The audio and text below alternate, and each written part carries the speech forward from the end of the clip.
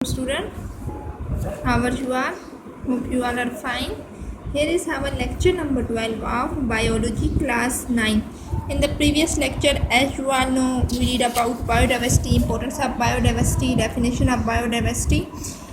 और आज के लेक्चर में हम लोग क्या पढ़ेंगे, क्लासिफिकेशन, एम एंड प्रिंसिपल कि किस तरह की क्लासिफिकेशन है, इनके एम्स क्या हैं और डिफरेंट प्रिंसिपल्स, डिफरेंट रूल्स असूल क्या हैं क्लासिफिकेशन के.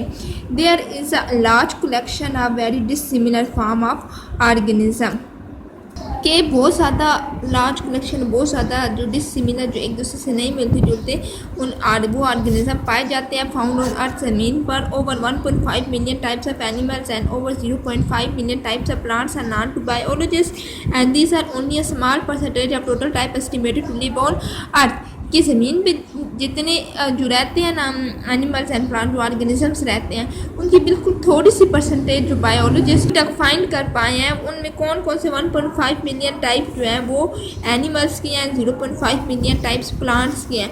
अब इतनी ज़्यादा टाइप्स सिर्फ ऑर्गेनिज्म ने उनकी टाइप्स किस तरह की हैं, ठीक है.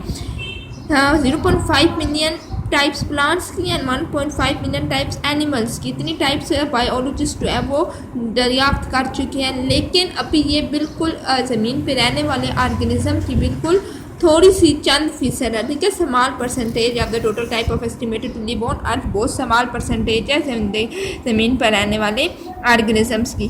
दे range in complexity from small and simple bacteria to large and complex human being. ये छोटे से आम जो नज़र नहीं आते उन बैक्टीरिया से लेके बड़े इंसान तक, ठीक है. सम ऑफ देम लिव इन सी, कुछ समंदर में रहते हैं, कुछ ज़मीन पर रहते हैं, कुछ चलते हैं, कुछ उड़ते हैं, और जो कुछ हैं वो स्टेशनरी यानी कि वो हरकत नहीं करते, एक जगह पे रहते हैं. Each has its own way of life, हर एक अपनी जो ज़िंदगी गुजारने का तरीका अलग है. जैसे कि खाना वगैरह लेना अपने लिए, ठीक है. अवॉइडिंग अनफेवरेबल इन्वायरमेंटल कंडीशंस के, इन्वायरमेंटल जो कंडीशन होती हैं जिनमें वो सर्वाइव नहीं कर सकते, उनसे किस तरह से वो लड़ सकते हैं, उनसे किस तरह से वो बच सकते हैं. फिर उसके बाद finding a place to live, अपने रहने के लिए एक सेफ जगह ढूंढना.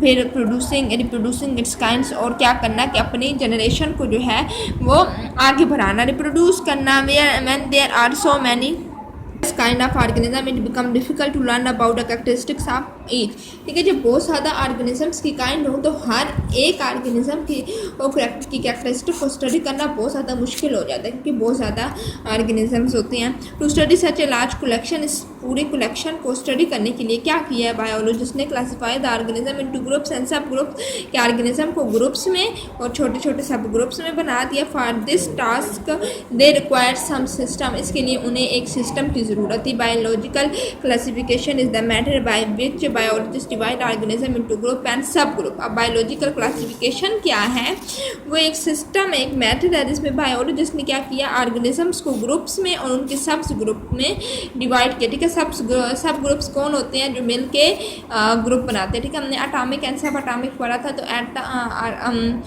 सब एटॉमिक कौन से थे, एटम के छोटे छोटे पार्टिकल्स जो मिल के एटम बनाते थे, ठीक है. इसी तरह जो सब ग्रुप है वो ग्रुप के छोटे छोटे पार्ट्स हैं जो मिलके ग्रुप बनाते हैं. एम्स ऑफ क्लासिफिकेशन का एम क्या है, बेसिक एम क्या है. The branch of biology which deals with classification is called taxonomy. Biology की वो ब्रांच, ठीक है, जो कि क्लासिफिकेशन को डील करती है या जिसमें हम क्लासिफिकेशन को स्टडी करते हैं, उसको हम टैक्सोनॉमी कहते हैं, ठीक है. टैक्सोनॉमी की डेफिनेशन है कि व्हाट इज टैक्सोनॉमी या define taxonomy. So the branch of biology which deals with classification, जो क्लासिफिकेशन पे मुनसर है बायोलॉजी की वो फील्ड, वो ब्रांच, उसको हम टैक्सोनॉमी कहते हैं. And the branch which deal with classification and also traces the evolutionary history of organism is called systematic.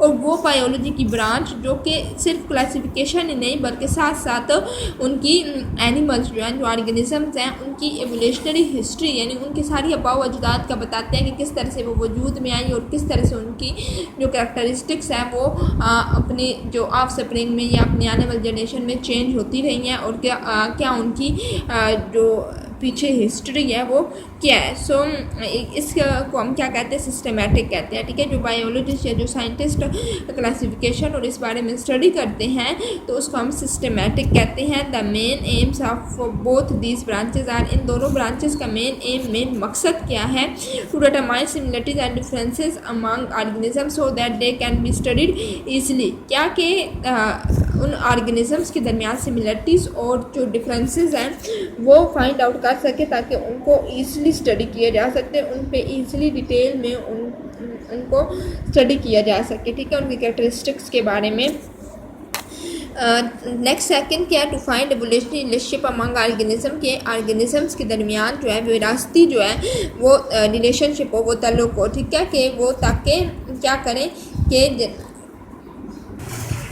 Similarities होती हैं, इस वजह से उनमें डिफरेंस करना जो है वो बहुत मुश्किल हो जाता है कि उन्हें किस ग्रुप में रखना है एंड किस में नहीं रखना। For example sparrows are most close related to pigeon than to insect. जैसे कि अब स्पैरोज हैं, चिड़िया वगैरह, वो क्या वो कबूतरों वगैरह से, ये पिजन से बहुत ज़्यादा रिलेटेड करती हैं, ठीक है, बहुत ज़्यादा मैच करती है उड़ने वाले परिंदों से। जैसे कि उनके पर होते हैं, उनकी टांगें होती हैं, वो उड़ते हैं, ठीक है, उनका सेम स्ट्रक्चर ऑलमोस्ट सेम उनका एक जैसा होता है बर्ड्स का।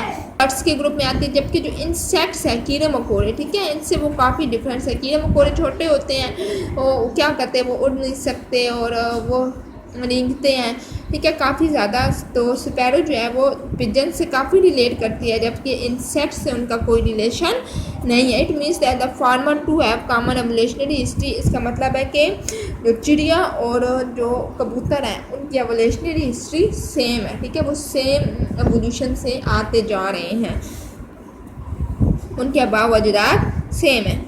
When biologists classify organism into group and subgroup, जब बायोलॉजिस्ट ऑर्गेनिजम्स को ग्रुप और सब ग्रुप में उनकी क्लासिफिकेशन करते हैं, उनको डिवाइड करते हैं, तो क्या होता है, dissimilarities are seen in external and internal structure and stages of development, ठीक है। तो सिमिलरिटीज़ को देखा जाता है इंटरनल स्ट्रक्चर में भी और एक्सटर्नल स्ट्रक्चर में भी, ठीक है, और उनकी जो डेवलपमेंट की स्टेजेस भी देखी जाती है कि किस तरह से वो ग्रोथ करते हैं, कितने टाइम में ग्रोथ करते हैं और क्या उनका प्रोसेस है, ये सारा कुछ देखा जाता है। Pattern genetics provide another type of information to taxonomist.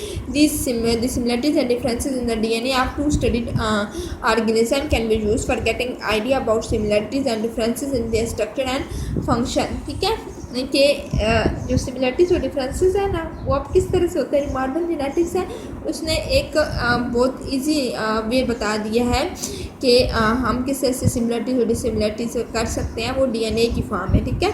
The similarities and dissimilarities in the DNA of two studied organism के डीएनए के में अगर उनकी सिमिलरिटीज और डिसिमिलरिटीज है दो ऑर्गेनिज्म की जिनको हम स्टडी कर रहे हैं, can be use for getting idea about similarities and differences in their structure and function. तो हम वो डीएनए ले सकते हैं पूरे ऑर्गेनिज्म की सिमिलरिटीज और डिसिमिलरिटीज को स्टडी करने के लिए, ठीक है। जस्ट अब हम एक हम डीएनए से पता लगा सकते हैं कि कौन सा ऑर्गेनिज्म कितना एक दूसरे से रिलेट कर रहा है, किसमें क्या सिमिलरिटीज़ हैं, किसमें क्या डिफरेंसेस हैं। हमें पूरे ऑर्गेनिज्म को लेने की ज़रूरत नहीं है, जस्ट हमें उसका छोटा सा डीएनए भी मिल जाए तो हम उसकी सारी हिस्ट्री जान सकते हैं, ठीक है। डीएनए बहुत ज़्यादा मैटर करता है, जेनेटिक है, जो कि हम उनकी फिंगरप्रिंट से भी ले सकते हैं, बाल से भी ले सकते हैं, ठीक है, ब्लड से भी डीएनए लिया जा सकता है, हेयर से, नेल से, ऐसे बहुत ज़्यादा हैं जिनसे हम डीएनए ले सकते हैं।